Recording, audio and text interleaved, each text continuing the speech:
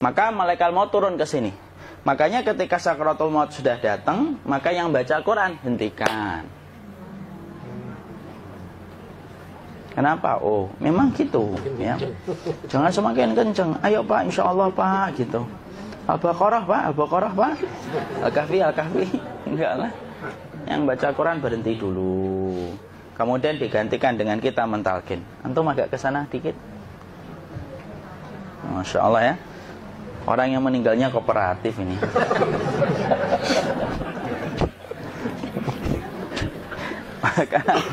maka agak ke sini ya. Maka disunahkan kita untuk mentalkinnya. Nanti ketika mentalkin jangan terlalu sering, jangan terlalu membebani. Jangan terlalu sering itu la ilaha illallah, la ilaha illallah. Enggak gitulah. Berat nanti dia ngerasakan. Di situ Imam Qurtubi juga menyampaikan, jangan terlalu sering karena itu memberatkan dadanya. Jadi ketika mentalkin, saya sampaikan, boleh diganti atau enggak Ustadz? Enggaklah, talkin itu ibadah. Ibadah itu tauqifiyah. Tauqifiyah itu enggak usah diganti. Karena Rasulullah mengatakan, lakinu ala mautakum la ilaha illallah. Talkin orang yang meninggal di antara kalian dengan la ilaha illallah. Enggak usah diganti Allah Ustadz yang lebih singkat, lebih pendek. Tidak usah. Subhanallah Ustaz, tidak usah. Kenapa? Karena talqin sudah ditetapkan ucapannya oleh Nabi, begitulah kita mencontohnya. Jadi tidak usah diganti. Cara mentalqin, jadi kalau keadaan sudah tenang, tolong kalau sudah sakaratul maut jangan ditinggalkan. Karena sesungguhnya pertempuran setan itu pada detik-detik kematian semacam ini. Dan betul-betul berusaha untuk menjadikan dia murtad.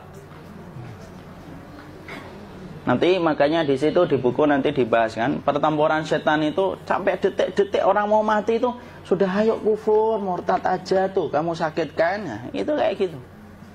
Makanya jangan ditinggal. Capek gitu kok nggak meninggal gitu ya. Udah gantian mas.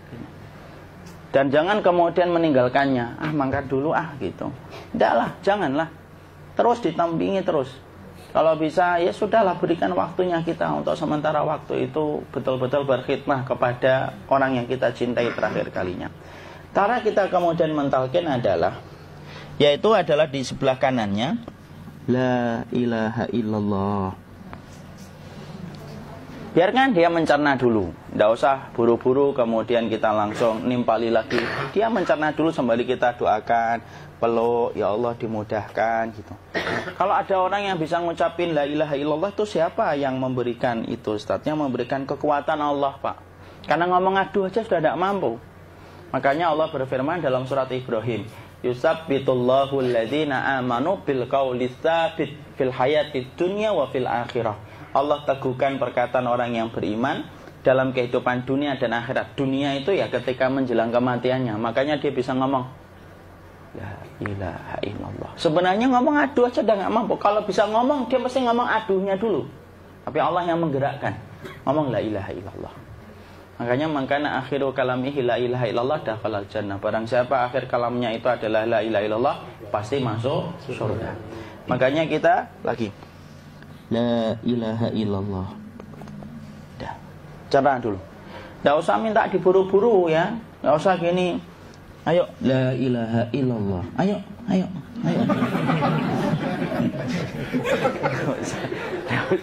Enggak usah gitu. Ya, biarkan dia pelan-pelan gitu. Ayo tapak, ya Allah capek saya Pak. Enggak usah gitu. Dia ucapkan la ilaha illallah. Kemudian dia mencerna. Lalu kalau dia sudah mengatakan, untuk mengatakan la ilaha illallah. Ya, kalau sudah mengatakan la ilaha illallah, berarti sudah. Enggak usah ditalkin lagi, enggak usah. Belum meninggal juga Ustaz? Enggak apa-apa, biarin aja. Dia di situ aja. Kecuali dia ngomong lagi dan enggak usah diajak ngomong, alhamdulillah ya Pak, ya Allah gitu. Terus dia jawab, alhamdulillah. Ya. Itu berarti ucapan terakhirnya alhamdulillah. Atau ketika habis ditalkin la ilaha illallah, dia ngelihat air. Nah, itu berarti ucapan terakhirnya air. Talkin lagi. Nggak usah marah. Aduh Pak minta air. Kuncinya. Mau minta air nanti aja dikubur gitu loh. Jangan gitu. Biarin aja. Jangan kemudian setelah la ilaha illallah. La ilaha illallah. Terus, ayo tutup, awas ya ngomong lagi ya. Nggak usah gitu juga. Maka kemudian setelah la ilaha illallah sudah, nggak usah diajak ngomong gitu. Terus kemudian nggak usah ada anaknya perempuan, ya Allah Pak, sudah bisa ngomong la ilaha illallah, usah gitu. Cukup dalam hati alhamdulillah gitu. Diam kita dengerin gitu. Disitulah nanti biasanya tadi detik dia terakhir. Dia nanti ngeliat di sini Pak, prosesnya itu. Nanti kaki langsung sebagian jempol dingin dia. Kaki, telapak kakinya langsung kalau kita geningkan dingin kayak kaki yang kena AC langsung. Kemudian dia langsung ningkup gini, dikit dia, mulai kaku dia. Atau kalau enggak, gini dia. Langsung kayak jatuh, kayak kepala nanti yang paling terakhir. Kepala itu pasti ada gerakannya Pak, ini meninggal itu. Pasti gitu. Pasti gitu. Karena apa? Sudah tidak ada beban ruh yang menahannya. Ya, cabut ya, set pelan, maka kemudian malaikat itu. Tapi tetap sakit lah, walaupun dikatakan ringan, tetap sakit.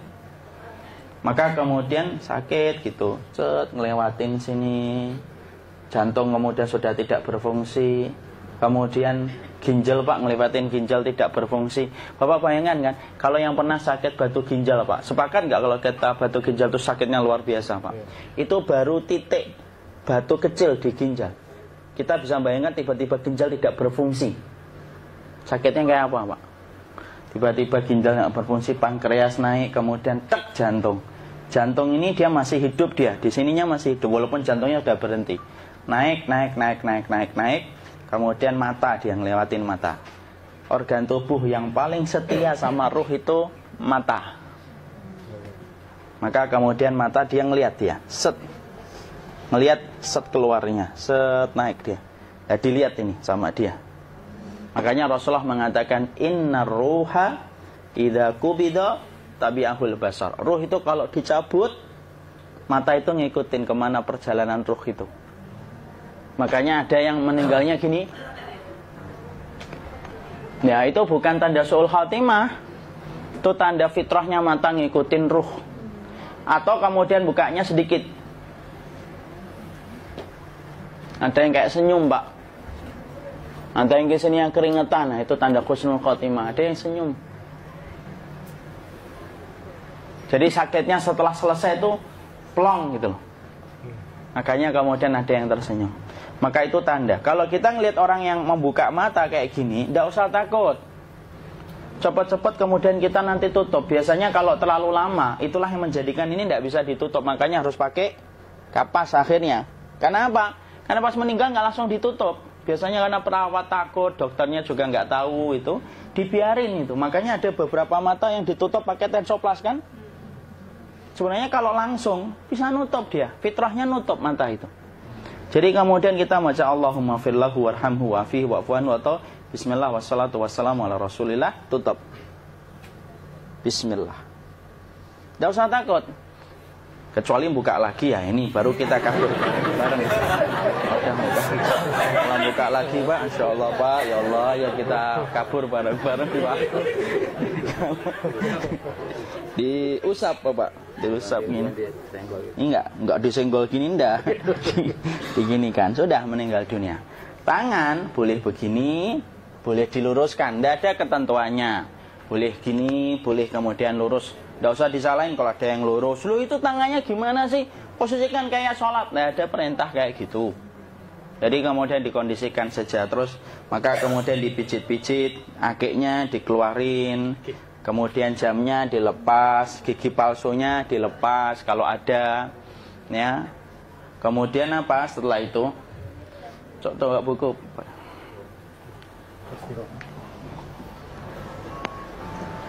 Kemudian kalau bisa awal-awal kemudian taruh buku atau sesuatu yang agak berat di perutnya ketika baru meninggal dunia. Kenapa kemudian ditaruh kayak gini?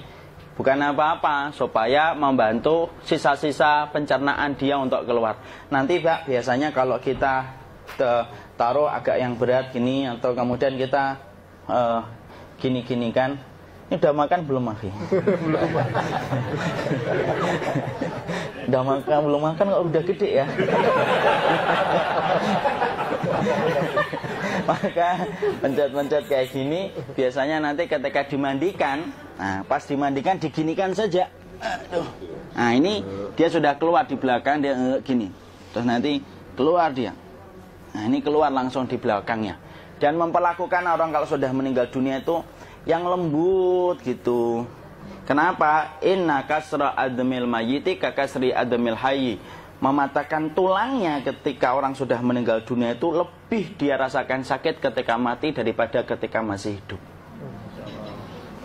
Tuh Islam itu sampai sama orang mukmin itu kalau sudah meninggal aja sampai selembut itu. Kok hidup kasar itu kebangetan dia jadi orang itu. Oh sampai orang mati itu kemudian disuruh yang lembut. Kalau ada aib disuruh nutup, tidak boleh diceritain. Misalkan di belakangnya beliau ini ada tompel, gagah-gagah tompelnya gede gitu. Tidak boleh cerita, Masya Allah loh. Sampai segitunya sunnah itu ngajarin kita untuk nutup aib. Kalau ada orang belajar sunnah sukanya buka aib, nyari-nyari kesalahan orang. Sunnah yang mana dia pelajari itu saya bingung. Makanya kemudian gini, setelah selesai maka kemudian tutup dengan kain. Maaf ya, ya. Ya. Nanti kalau nggak kuat napas ngomong ya.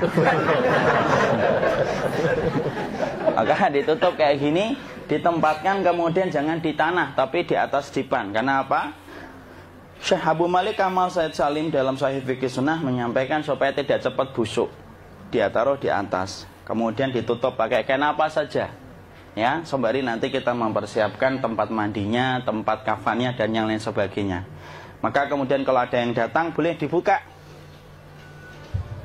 Kemudian kita mencium ininya apa? Kemudian keningnya. Kemudian kita berdoa, nutup lagi kayak Rasulullah ditutup. Kemudian yang datang terakhir itu salah satunya Abu Bakar. Dibuka kemudian beliau, ya Allah ya Rasulullah, engkau adalah orang yang percaya hidup dan matimu, dan tidak mungkin Allah itu mematikan engkau 2 kali ya Rasulullah. Maka kemudian ditutup kembali. Saat itu para sahabat dalam keadaan mendung semuanya. Maka disitulah kita lakukan kayak gini. Ditutup gini Ustaz ya. Kasihan tidak bisa nafas, insya Allah tidak butuh nafas lagi. Jadi kemudian kita semacam ini kita persiapkan apa yang bisa kita lakukan. Nah itulah proses kematian dari sakit sakaratul maut sampai kematian.